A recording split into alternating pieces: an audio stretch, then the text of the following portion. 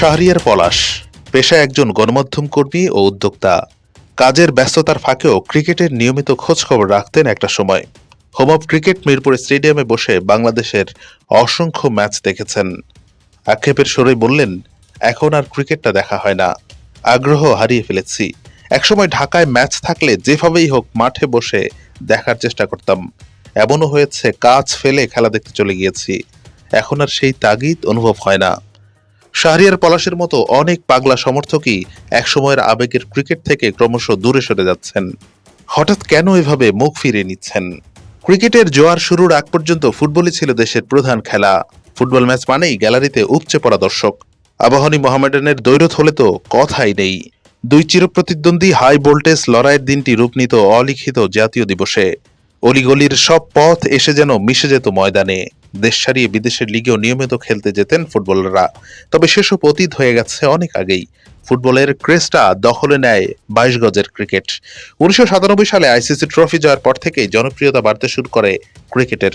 ২০০৪ সালে মুলতান টেস্টে জিততে জিততে বাংলাদেশ হেরে গেলেও সমর্থকদের মন জিতে নিয়েছিল ঠিকই। ২০০৭ সালের ওয়ানডে বিশ্বকাপে ভারত ও দক্ষিণ আফ্রিকার মতো ক্রিকেট পরাশক্তির বিপক্ষে জয়ের রোমাঞ্চ দেশজুড়ে ক্রিকেটের জোয়ার ডেকে এনেছিল যেন। ভারত, পাকিস্তান, শ্রীলঙ্কার পর এশিয়ার নতুন দেশ হিসেবে বাংলাদেশ ওয়ানডে বিশ্বকাপ জিতবে বলে একটা সময় বিশ্বাস জন্মে গিয়েছিল ক্রিকেট প্রেমীদের। অথচ কাঙ্ক্ষিত লক্ষ্য অর্জন দূরে থাক, এখন যেন কেবল ডুবছেই। চলতি মাসেই টেস্ট ক্রিকেটে ২ যোগ পার করে ফেলেছে বাংলাদেশ। দীর্ঘ পথ চলায় এখন পর্যন্ত মোট ১৪৮টি টেস্ট ম্যাচ খেলেছে টাইগাররা। এর মধ্যে জয় পেয়েছে মাত্র ২১টিতে, হেরেছে ১০৮টি এবং ড্র করেছে ১৯টিতে। টি-টোয়েন্টিটা কখনোই সেভাবে বুঝে উঠতে পারেনি বাংলাদেশ। ২০০৬ সালে এই ফরম্যাটে যাত্রা শুরুর পর এখন পর্যন্ত ১৭৯টি ম্যাচ খেলে ফেলেছে বাংলাদেশ। ৬৮ জয়ের বিপরীতে হার ১০৭টি। অন্য দুই ফরম্যাটের তুলনায় কিছুটা গর্বের জায়গা ছিল ওয়ানডে। ২২ গজে বাংলাদেশের হাতে গোনা যে কয়েকটি সাফল্য এসেছে সিংহভাগই এই ফরম্যাটে। একদিনের ক্রিকেটে ৪৪১টি ম্যাচে জয় ১৬০টিতে আর পরাজয় ২৭২টিতে। অবশ্য গেল কয়েক বছর ধরে এই ফরম্যাটেও স্বস্তি নেই খুব একটা। ২০২৩ ওয়ানডে বিশ্বকাপে ভরাডুবির পর চলতি বছরে ৩ জয়ের বিপরীতে সমান সংখ্যক ম্যাচে হেরেছে বাংলাদেশ। সদ্য সমাপ্ত আফগানিস্তান সিরিজেও ২-১ ব্যবধানে হারতে হয়েছে। নাজমুল হাসান পাপনের নেতৃত্বাধীন বাংলাদেশ ক্রিকেট বোর্ড বিসিবি নিয়ে অভিযোগের অন্ত ছিল না।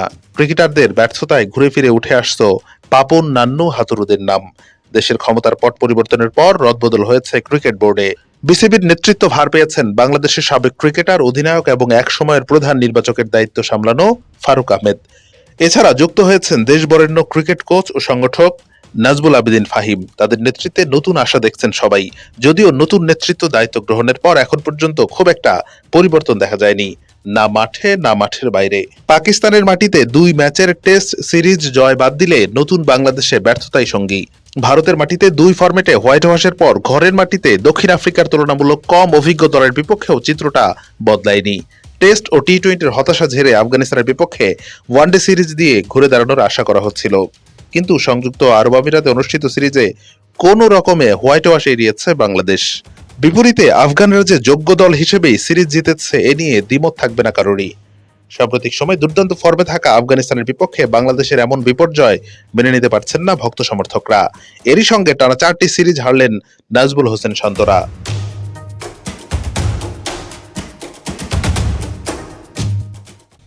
দীর্ঘদিন ধরে বাংলাদেশ ক্রিকেটের সঙ্গে জড়িয়ে আছে এম কায়সার। ক্রীড়া সাংবাদিকতায় বর্ণাঢ্য ক্যারিয়ারে এখন সম্পাদক হিসেবে আছেন স্পোর্টস বাংলায়।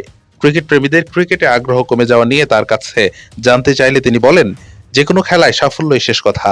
আপনি সাফল্য পেলে মানুষ আগ্রহী হবে, সম্পৃক্ত থাকতে চাইবে। মাঠের খেলায় মানুষ সাফল্য খোঁজে, সাফল্যের অংশীদার হতে চায়। আপনি যখন জয় থেকে দূরে সরে যেতে থাকবেন তখন মানুষের মধ্যে ডিপ্রেশন চলে আসে, ভক্ত সমর্থকরা হতাশ হয়ে পড়ে। দুর্ভাগ্যবশত বাংলাদেশের ক্রিকেট নিয়ে এখন এমন একটা পরিস্থিতি তৈরি হয়েছে।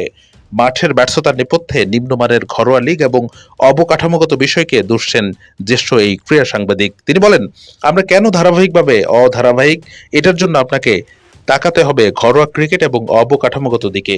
আপনি ক্লাস 10 পাশ না করে ইন্টারমিডিয়েটে উঠে গেলে তো সমস্যা হবেই। ঘরোয়া ক্রিকেটে সামর্থ্যের প্রমাণ দিয়েই আপনাকে জাতীয় দলে আসতে হবে। কিন্তু আমাদের এখানে হয় উল্টোটা।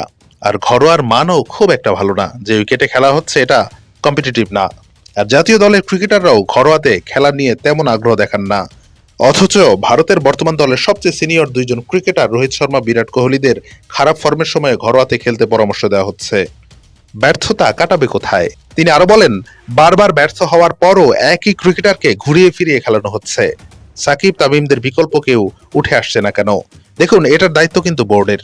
এইচপি দল, হাই পারফরমেন্স টিম কিংবা বয়স ভিত্তিক দল, এসব জায়গাতে বোর্ডের যারা দায়িত্বশীল তারা কি বিষয়টি নিয়ে সজাগ আছেন? অযোগ্যরা বসে থাকলে তাদের সরাতে পারছেন না কেন?